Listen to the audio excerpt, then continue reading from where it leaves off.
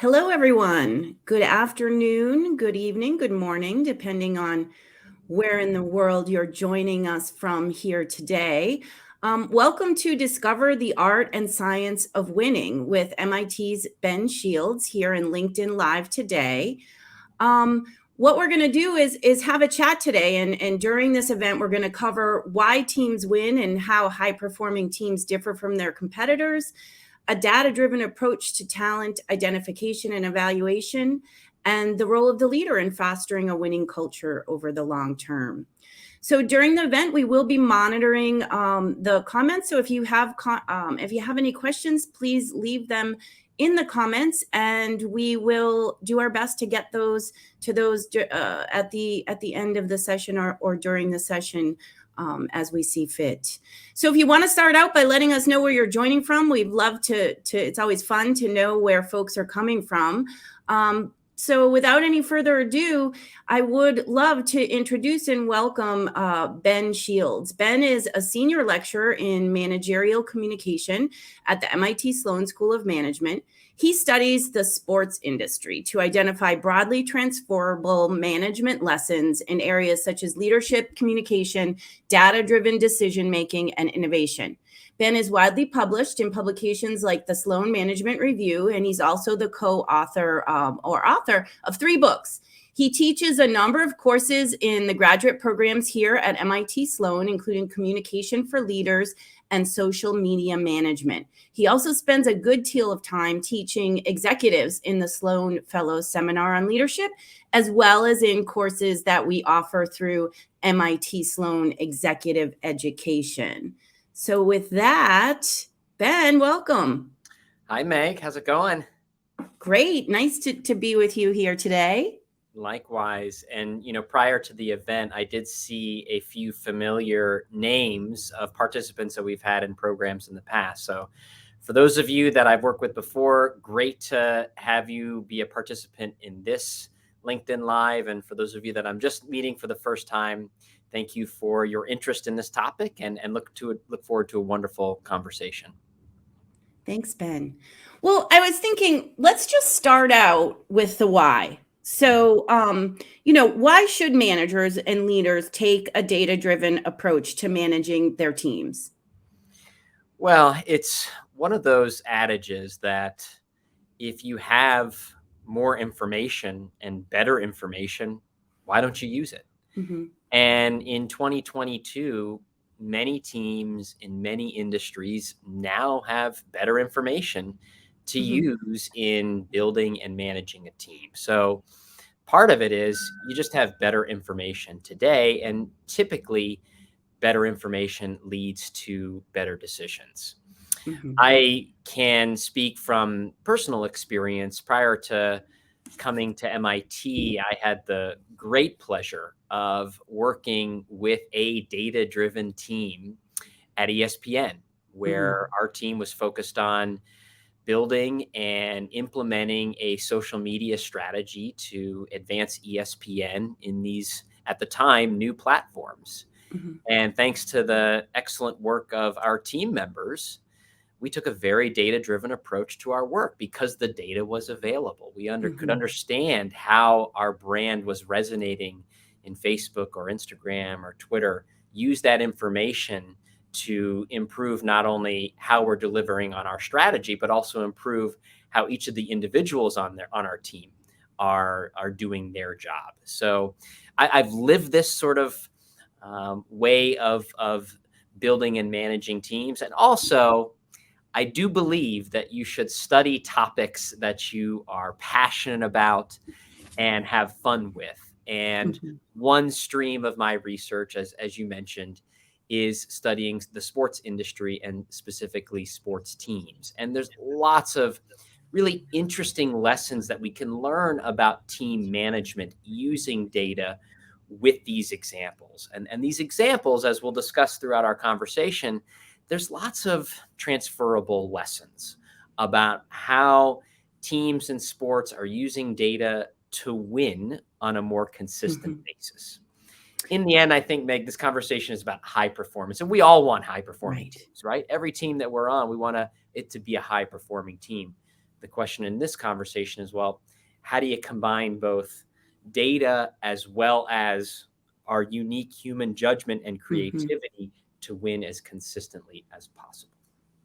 Sure. So what I'm hearing you say, Ben, is that it's not something that's unique to folks in sports, that there's something special about those cultures or those types of teams that they're able to win using data, that we all can do that. Yeah, absolutely. And, certainly there's a great advantage that sports teams have, which is there is a defined outcome for every game. You win or you lost.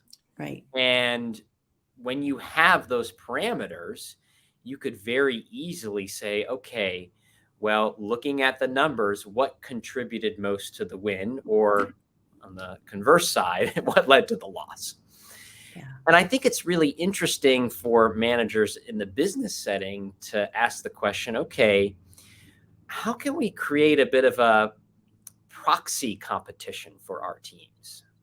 Looking at this particular project, 2 weeks, what is going to be the outcome that we can quantify during this 2 weeks that is going to help us understand whether we won this competition or we lost it?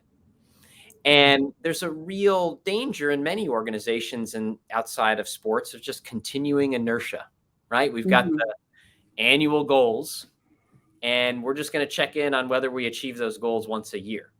Yeah. Whereas I think there's some really interesting managerial challenges that leaders can put together and say, look, we've got 2 weeks. This is a project. Here's what a win would look like. Here's what a loss would look like. This is how we're going to measure our success. Let's go. And I think the more that we can create those types of, quicker competitions, those proxy competitions, I think teams can see more success. Got it. So I'm gonna be a little provocative here. Yes. You hear a lot about psychological safety and experimenting or hypothesizing and proving or disproving hypotheses. Is there any danger in using the words winners and losers with our teams? How does that affect the psychological safety or the culture? Yes. And to be clear, there's a vast body of literature that supports the importance of psychological safety. And every single team that I'm either a part of or that I'm leading, that is a core component. That said, I think part of having a team that promotes and practices psychological safety means that you have to accept failure. You have to be okay with failure. Right. Because, of course, out of failure, we all get better and we understand. And in the sports context, failure is just built in. No team, I guess with the exception of the 1972 Dolphins, right? No team is going to win every single game. And so, what's nice about that analogy is sort of failure, or in the sports world, loss, is just built in. And I think it's okay, especially if the leader creates, to your point, a room with psychological safety. It's okay for that failure to happen because it's inevitable. We just got to expect that it's going to happen. And as one of my mentors here at MIT often says, let's just not make the same mistake again, right? And I think that's where we can really start to learn and grow as teams if we create the conditions where failure, or in the case of sports, a loss, is accepted and we can learn from it. Great. So going along with it, with thinking about sports, we know talent is crucial in sports, and we're talking about the battle for talent all the time now in business. How can managers and leaders use data to identify and evaluate talent in their teams and how they're doing and where there are gaps, say? Yeah, I think this is where, Megan, I'm glad you brought it up. And this is where bias in the decision-making process and talent evaluation process comes up, right? And in the end, when we recruit talent for our teams or evaluate the existing talent on our team, the more that we as managers can come up with objective criteria on how to evaluate the success or the skills of our employees, the better, because we're going to get a more objective understanding of their skills and their performance. And we're also going to reduce our bias in that evaluation. It's, we're humans. It's tough to bring bias to zero, but if we can focus on objective measures, we're going to limit bias as much as we can. I think first and foremost, I want to make that point. And also, there are ways to maybe find new talent or unexpected talent if you focus on a more data-driven talent evaluation approach. I think about in the sports world, and we've had in our program several times former head coach of the Baltimore Ravens, Brian Billick, and his colleague Jim Dale talk about their book, The Q Factor, where they look at Lamar Jackson, the Heisman Trophy winning quarterback out of Louisville, who ended up coming to the NFL and winning the MVP for the Baltimore Ravens. And yet he was the last quarterback of 5 selected in the first round. And why was that, right? I mean, one of the issues at play, and there are a number of issues, one of the issues at play was that he wasn't deemed as an accurate passer. Like his completion rate was maybe not as high as some of the other quarterbacks in that draft class. But actually, if you looked a little bit deeper at the performance metrics and you saw what his completion rate was according to PFF, his completion rate on second and third reads, meaning the second and third option when he's in the play, that completion rate was better. It was very good, right? So the point that I'm making is that sometimes the surface level statistics tell one story, but if you go a layer or two deeper, you might uncover an insight that no one else is looking at and could lead to you selecting and bringing onto your team a star performer that's going to drive you for a number of years. So it sounds like it's not just the fact that we have more sophisticated technology to help us with data and analytics and more data available to us. It's also coming up with new ways of looking at the data, of asking questions. I mean, I'm a coach and we're always thinking about how do you ask the right questions? It feels like that's part of this process. Absolutely. And, what I want to say too is that for any manager that is interested in a more data-driven approach to building and managing your team, you don't necessarily need to have a PhD in statistics to do this. You've got to ask the right questions. And some of these questions go back to some foundational concepts of team building that in the very fast pace of our worlds, we just forget, right? So what are the specific roles that you're trying to fill? What are your team needs? And can you measure the skills that you are looking for in people to fill those roles and to fill those needs? I mean, that's fundamentally what we're talking about here. And that happens in sports all the time. There's no reason why that can't happen in other industries as well.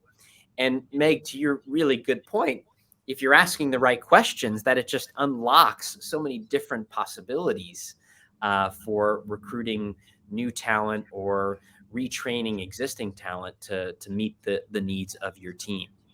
And the other thing that's super interesting to me about what's possible in 2022 and beyond is new ways of capturing performance data about your team and the talent on your team.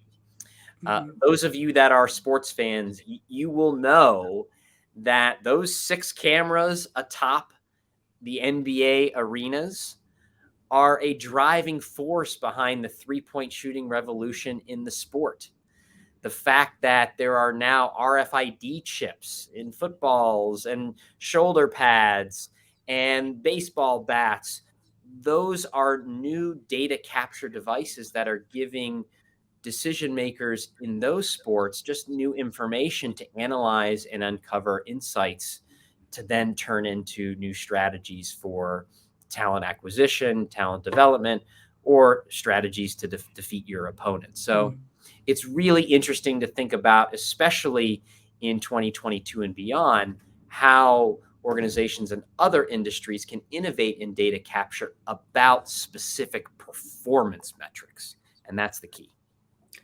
Yeah, say a little more, Ben, because when I'm hearing you talk about this, I can understand it in the sports scenario, right? But I'm wondering, what would be the equivalent in the business scenario? Are you talking about knowing how many emails I'm sending, or how long I'm at my computer? What kind of measurement would be powerful in helping us understand our team's performance? Yeah, I'll definitely take a page from our colleague here at MIT, Bob Posen, who has a book out on now called Remote Inc. And what he is very adamant about is that, especially in this hybrid workforce world, companies shouldn't care how long you are logged into your computer or how many emails you send per day.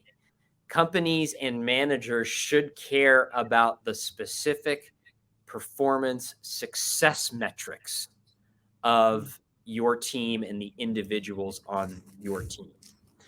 So to that end, I think whether it be in software development or sales, focusing more on the success metrics and how the individuals on those teams are contributing to those success metrics, that's where interesting data collection and analysis opportunities are. It's not, in my view, in whether or not you're logging into your computer 18 times a day. And I think we need to make that very, very clear distinction, especially as we move into this hybrid workforce. The other thought that often comes up when I talk about some of the new data capture opportunities within teams is, of course, data privacy and security. And managers have to, in my view, number one, stay focused on the success metrics. What are the wins? What wins are you trying to achieve? And how are you going to measure whether or not you've won and the individual team members' role in that win? And also, I think it's critical for managers to co-create the employee data policy with the team members so that they have agency in what type of data about their specific performance is being collected and how it's being used. I think that's a really important opportunity, especially as we head into more data being collected across a number of different organizations. So are there processes, or is there a tactic for how you recommend a leader or a manager has these conversations with their teams and establishes these types of metrics, and how the information will be shared and reviewed and that sort of thing? Yeah, absolutely. And I think this is in part an evolving conversation, and it should include both an understanding of who the talent on the team is, what their roles are, and then how the team members are working together in a common system, right? So we've been talking a lot about talent, right? And evaluating how to find, the best talent for the specific role or need that your team has. The reality is, although superstars are fantastic and superstars drive a lot of value in sports and in other industries, sometimes it's better to have a team of maybe a couple of superstars as well as a number of different role players that complement the superstar. And the reason why I bring that up is that in high performing teams in sports and otherwise, it's not just about who's on the team. It's also the system that is put in place to maximize the talents of the team.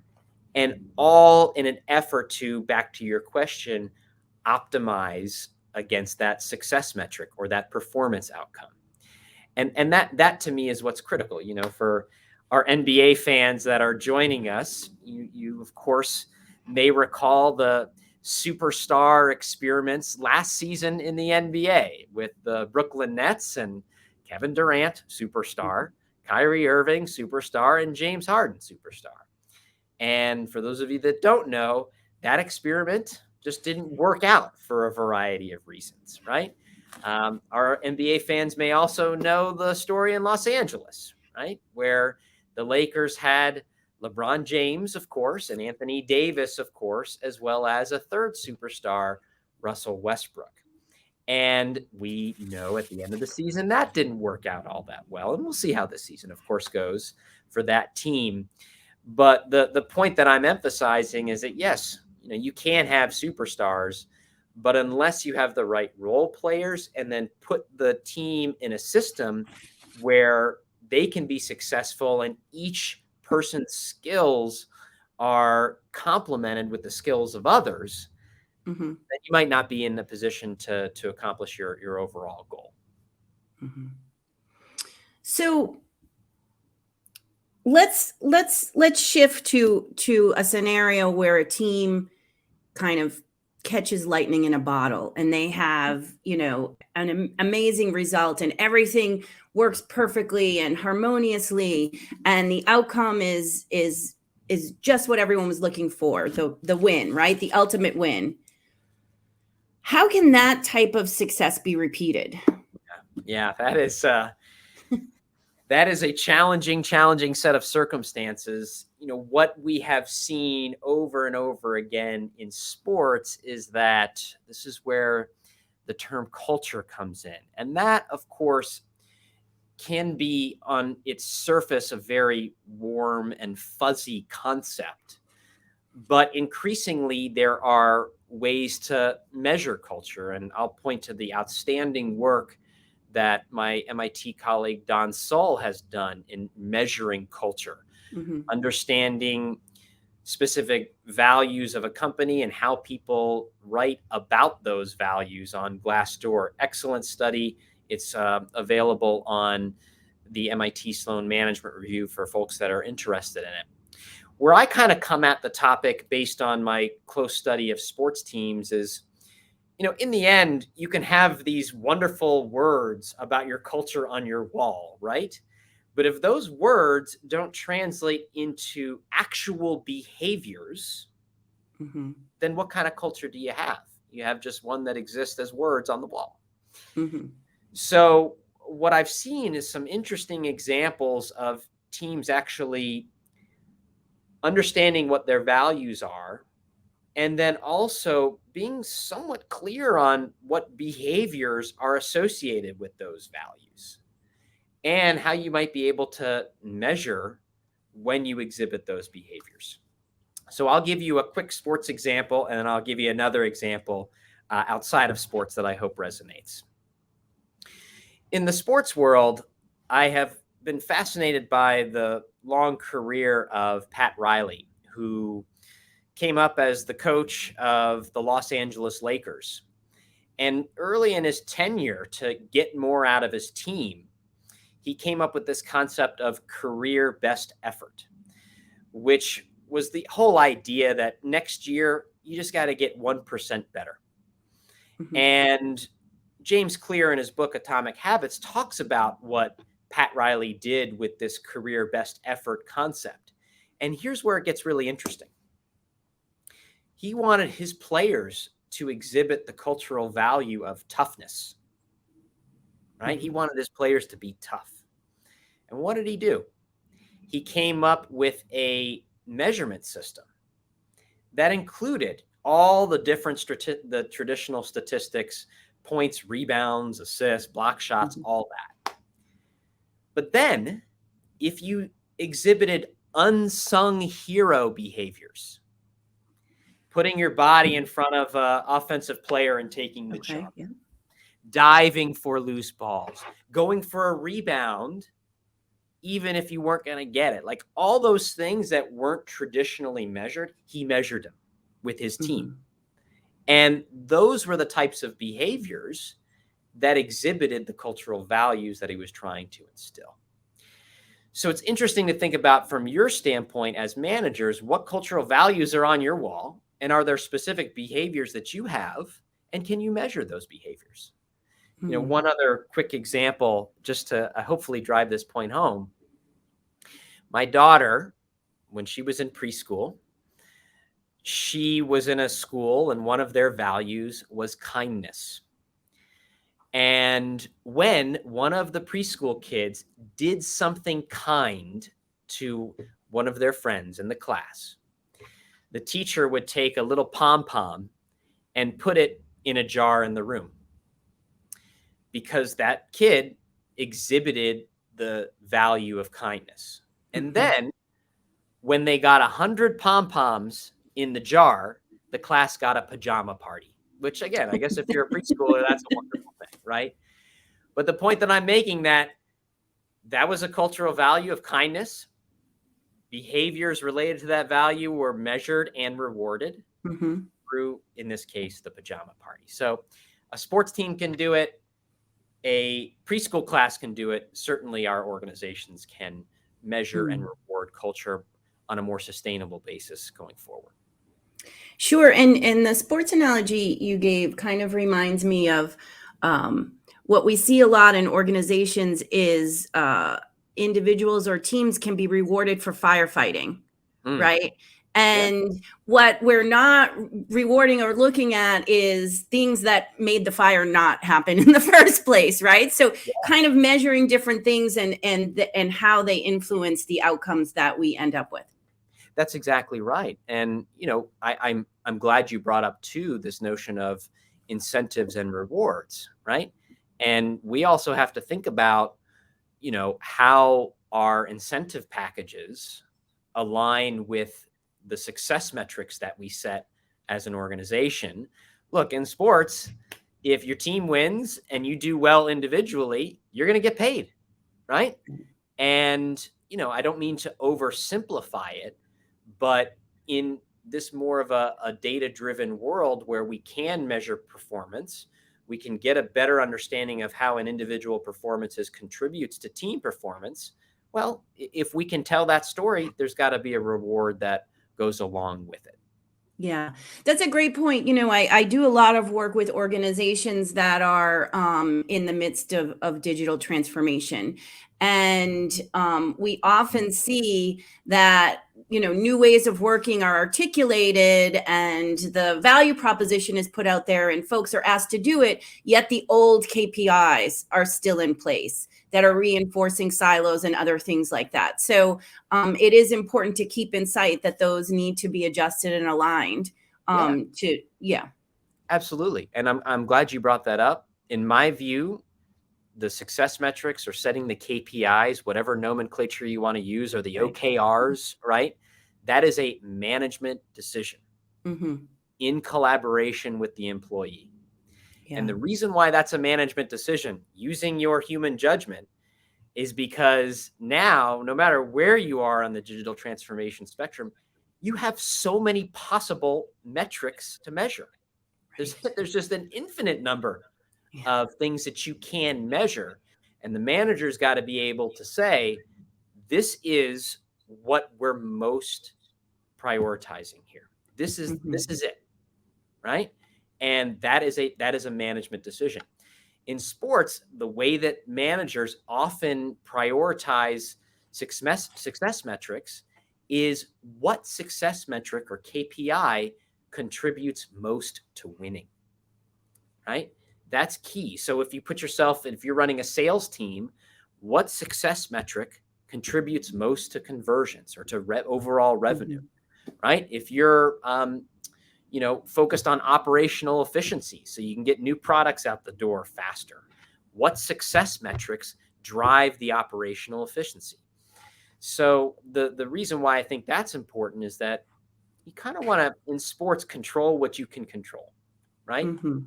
There's so much external variables. You want to control what you can control. And if you are able to do what you're supposed to do, more often than not, you're going to put yourself in position to win. And I think the same is true in organizational contexts. Yeah. Ben, I'm seeing an audience question here that I think is related to what we're talking about.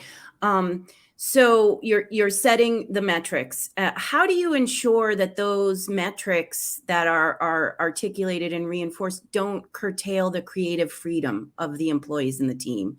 How much does the what influence the how? Yeah. I'm glad we have that question. To me, that is the beauty of having a success metric, because we know what we're going for, but how you get there is up to you. Mm-hmm. And we see that happen all the time in sports, right? We know that we're trying to win this game. Yeah. How we get there is where the creative freedom can flourish.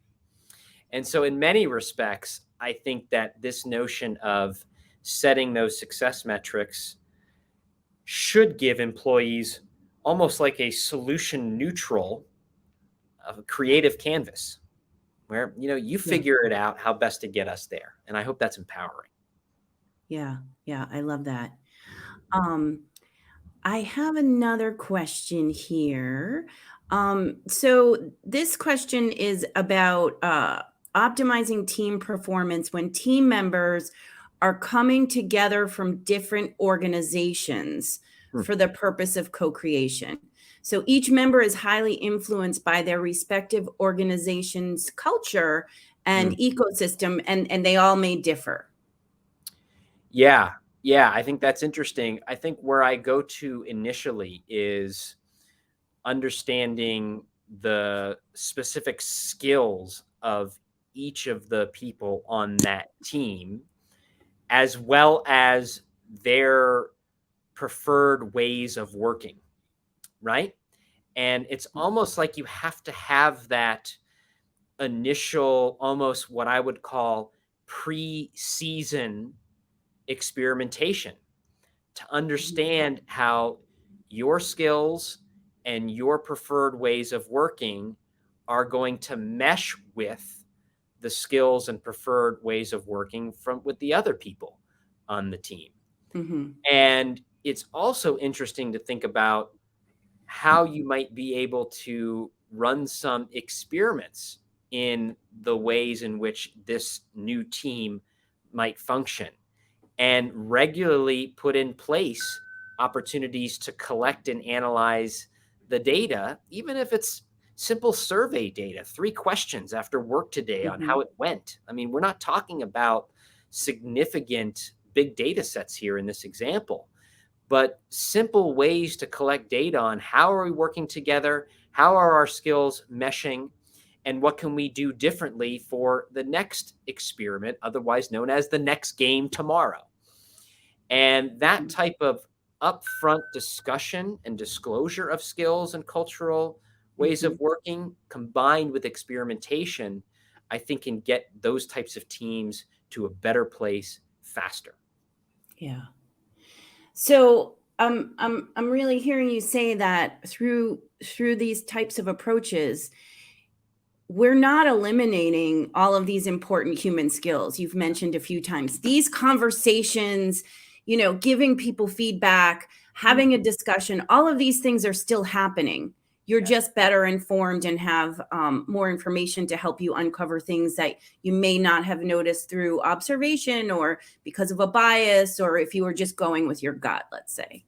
absolutely, Megan. I'm so happy you're helping me emphasize that point, because I I can't state it clearly or more powerfully enough, which is I love data. I've used it to manage a team of my own. I think there are so many benefits to using data in decision making about your team. Let me just be very clear about that. And also, there is a lot of value in the human that is analyzing the information, interpreting it, and then making the decisions. And that's why I am focused on both the science as well as the art here. If running a team were as simple as a math problem, we would be pretty efficient in how teams are managed. But of course, it's not that simple. We've also got people involved, and there's emotions and there's biases. And also, there's a really fascinating piece in the Financial Times a couple weeks ago about this very balance of human judgment and data. And it was by one of the former selectors of the England cricket team. And he makes a really good point, too, about the importance of being courageous in making a decision, right? So that might mean you as a manager are hiring a student right out of college, and there isn't a lot of performance data on that student. But based on what you learned about them in the interviewing process and some of your other data collection, you're saying to yourself, you know what? There is something here based on the needs that we have, and we're going to take a chance. We're going to take a risk. And that could be a very courageous decision, but you got to be able to make it unless in the absence of actual data to help corroborate that point of view. So the bottom line here is that team management has always been a bit of an art. We've now got more information, and we will continue to get more information as the data revolution continues in the future. The plea here is that we've always managed our teams artistically, with the art. Now it's about weaving in some of the data that is available to us so that we can have the best of both worlds and get to a better decision regarding team management. Yeah.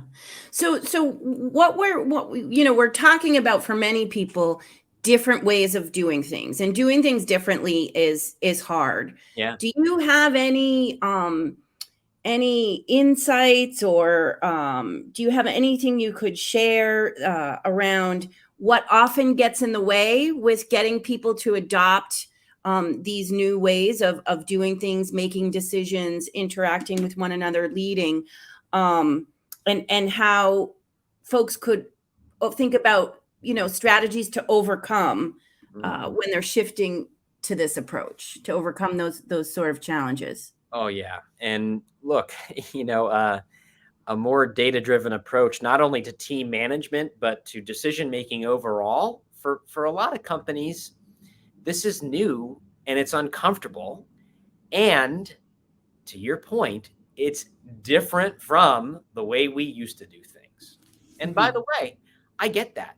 Many organizations have been very successful doing things a certain way, and you can't argue with that success. Right.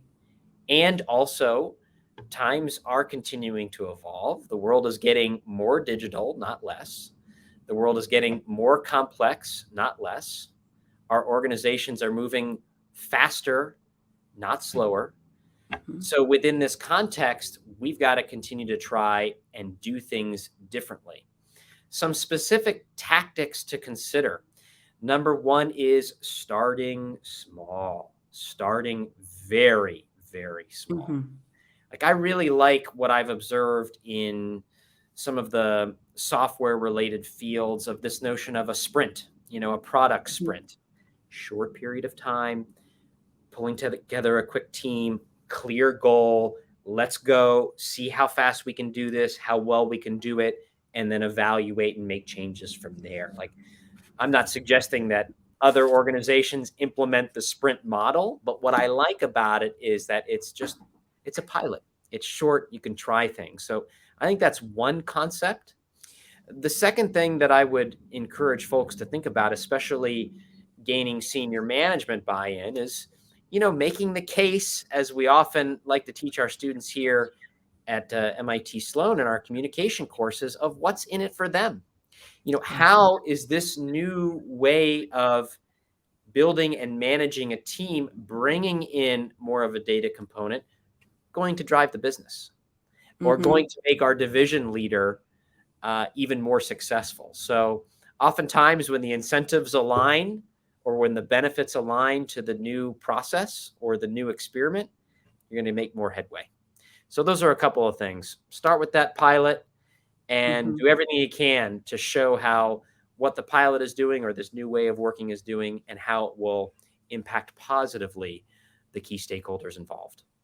Yeah, I love that. Starting small, sharing, so people can see where there's been success and kind of reuse that in other areas of the business perhaps, or get excited to do it again.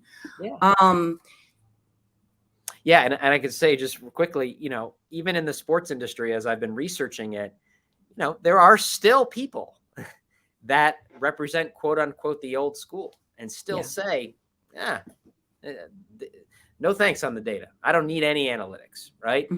Charles Barkley is, infamously criticized the analytics movement. And so, this is a journey. It takes a long time. And even if you're just starting out now, if you're kind of in the early stages of even thinking about how do we use data to build and manage and sustain our team's success, just know that even in the early stages, it's going to take a lot of time.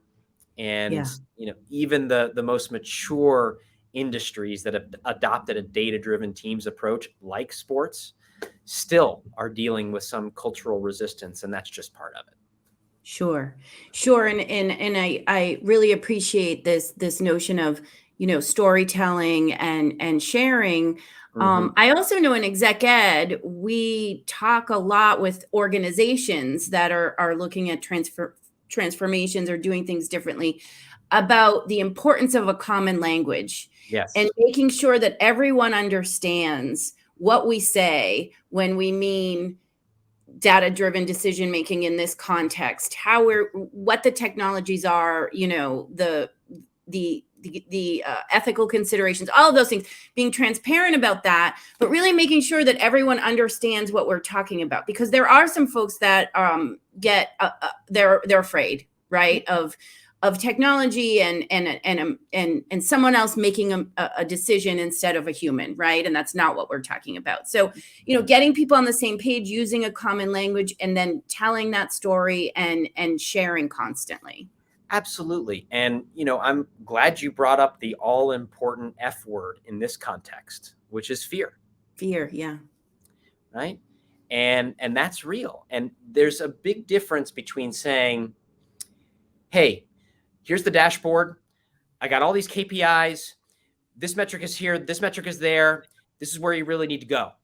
And if you do that to someone that is, not as familiar or biased negatively toward data, that's not going to be a successful approach. And what I love about studying sports is the reality is, especially early in the movement, there were not many athletes that were saying, give me the data. Yeah. They just weren't, right? I mean, they got to the professional level doing what they've always done, right? Which is to be the smart, great athlete that they are. And here you're introducing, statistics and advanced analytics to them.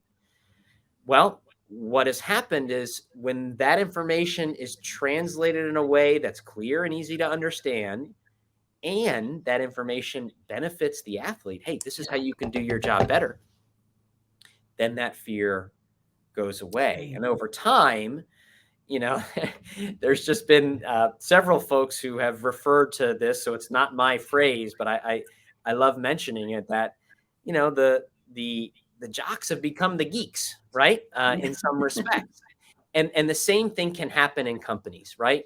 Yeah. Which is the folks that are very data resistant. The more they better understand what data is available, how can it help improve their performance, and how can it benefit them, the more they're going to become advocates for it. And to your earlier point, it's about, them being comfortable with the information, not afraid of it. Yeah. That's what's going to help usher in this transformation. Yeah. So is there any industry out there or job out there that doesn't need to be thinking about data? It's hard to imagine. I mean, one of the other courses that I teach here at Sloan is a new course on creative industries. And we look at the creative process. And one of the conversations that my students and I have been having is like, what is the role of data in the creative process? Mhm. And it's a really interesting question without a super clear answer. It's different for every creative project.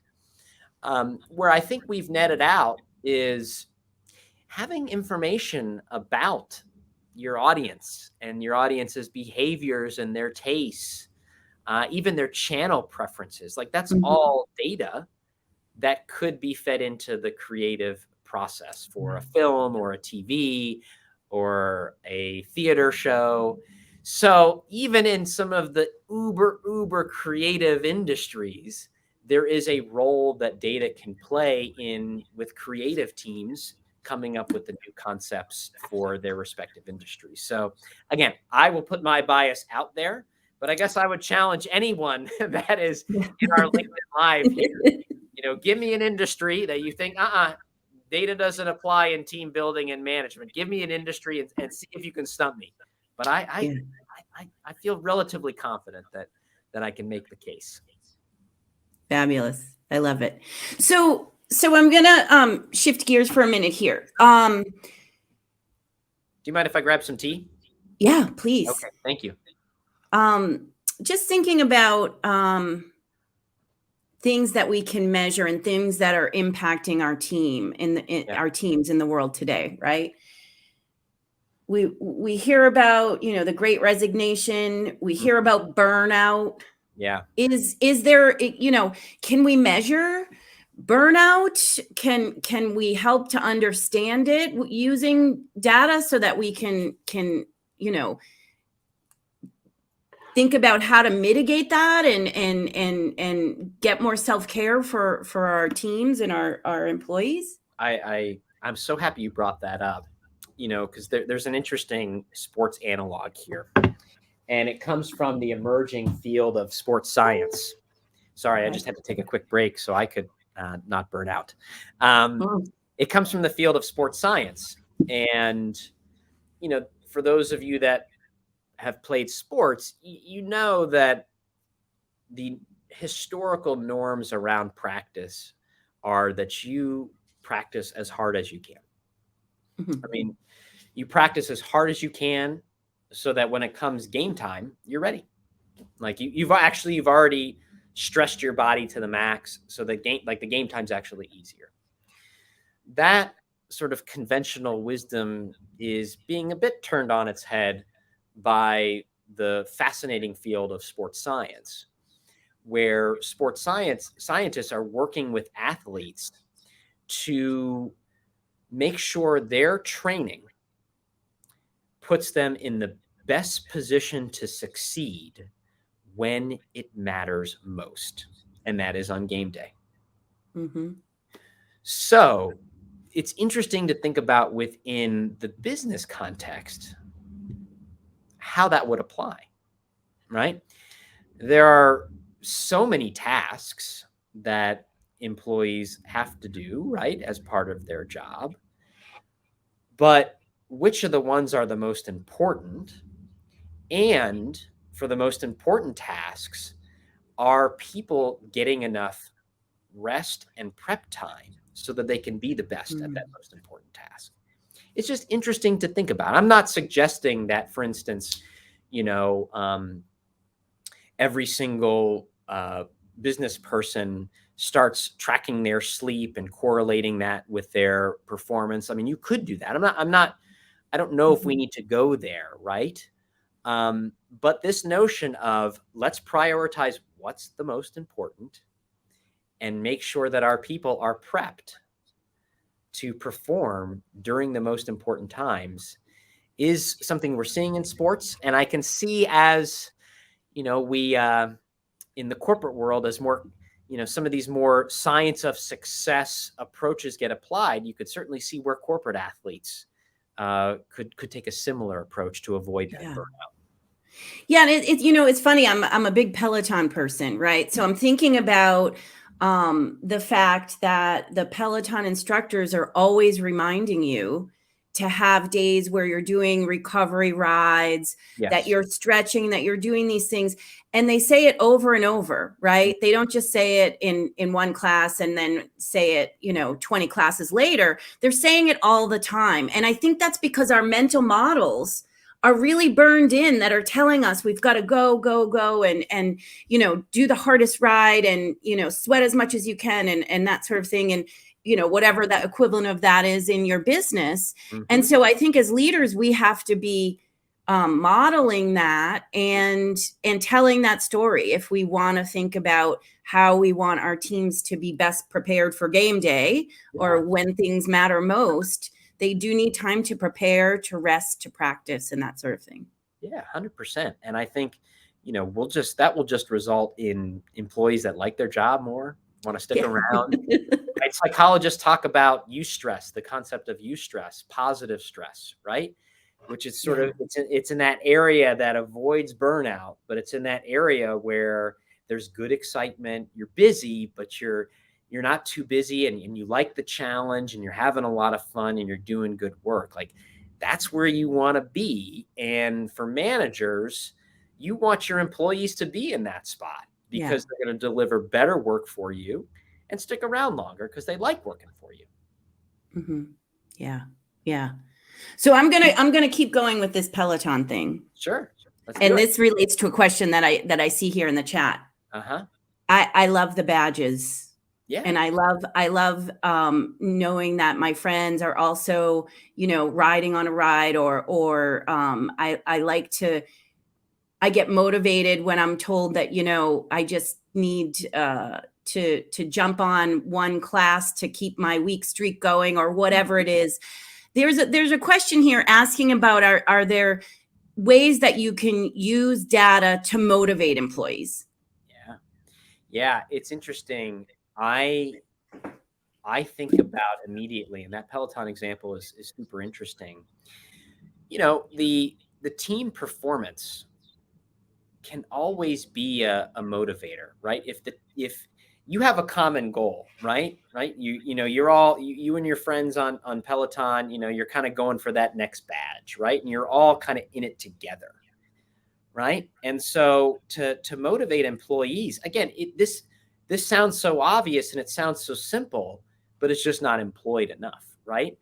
So, what is that common goal, or something that the team can strive toward and, work together to achieve, and there be a reward after it? And by the way, the badge is an example of a reward. We're humans. We work in part off of incentives, and sometimes those incentives don't need to be financial. So as a manager, you could think about, all right, well, we've got this, sprint coming up. We got a goal. We're all working toward that goal. And at the end of it, we'll go to, someone gets to pick the place that we go to dinner. Again, it's such a simple thing, but, something that can easily be repeated in a way that gets people excited about being at work and doing the work. I think the more that we kind of bring in, some of the competitive elements from sports, competition can be a good thing. It can be a good thing. It is not necessarily a bad thing. Competition is fun. It results in rewards. And the more we can kind of instill some of that a bit in our organizations, I think that will motivate employees even more. Great. So Ben, I think you're making a really compelling argument here for the potential power that can be unlocked for leaders and managers and their teams and organizations. So what's your biggest piece of advice? What's the one thing you would say to folks who are listening to us here today, and they're saying, you know what, I want to take the first step, and I want to do something and try it and see what I can learn? Yeah, to me, for anyone that's on a team, either as a participant or as a leader, if you want to get started in this way of thinking about your team, I would call a meeting tomorrow or whenever you can get everybody together and have the conversation. how are we going to know and measure whether or not we're successful as a team? By asking that question, you may get some surprising answers, right?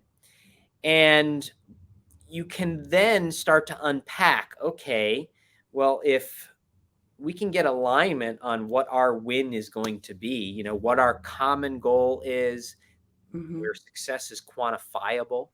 Once you identify that, you can start to break it down and think about, okay, in order to get there, so and so's got to play this role and do this. Such and such's got to play this role and do this. I, as the team leader, need to step in and do this. It just creates, some clarity around roles and creates a little bit of a direction and some energy for the team. So first thing that I would just recommend you doing is saying, okay, what would a win for us be in the next 2 weeks? And how can we work together as a team to get there? You'd be surprised at what that might unlock in terms of ideas and new ways of working. So that's where I would start. Goes back to my notion of start small, go to the pilot, and then build from there. Thanks so much, Ben. That's great advice.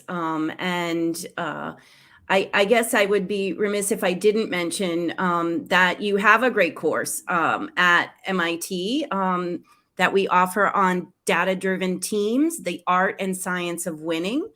My colleagues there are sharing the link below if you want to learn more. And I think there's another one coming up before the end of the year, right? Yeah, absolutely. We're gonna almost ring in the new year. Not quite. It's before the sort of holiday season, but mid-December. It'll be live online. And yeah, if you're interested in what we talked about today and seeing how it applies to your organization more systematically, the program would be great for you. I'd also say that one of the things that I love about teaching in MIT Sloan Executive Education is the participants that we get in our programs, because of course, the faculty is there to share knowledge and research-based frameworks, which I do, and also bring in some guest speakers that provide an industry perspective, which I do. And also the peer-to-peer learning with the executives in the room really makes for a special atmosphere. And we try to have a lot of fun in the live online session as well. So it's very energetic. It's a good time. It'll apply to you. And if you're interested, you've got more information about the course and what to do for next steps. So thanks very much to all of you for your consideration. Thanks, Ben. And I will say one thing I love about being in the classroom with you is that you really help folks to apply to their context and give tools to folks to really make a difference in their teams or in their work and try on what we're sharing in the spirit of MIT's Mind in Hand, Mens at Manos. So I can't wait to be in the classroom with you again. Great to be with you here today. Thanks so much. Thank you, Meg. Really appreciate all your thoughtful questions. And thanks again to everybody for your interest. And I wish you all well. Take care. Bye, everyone. Thank you.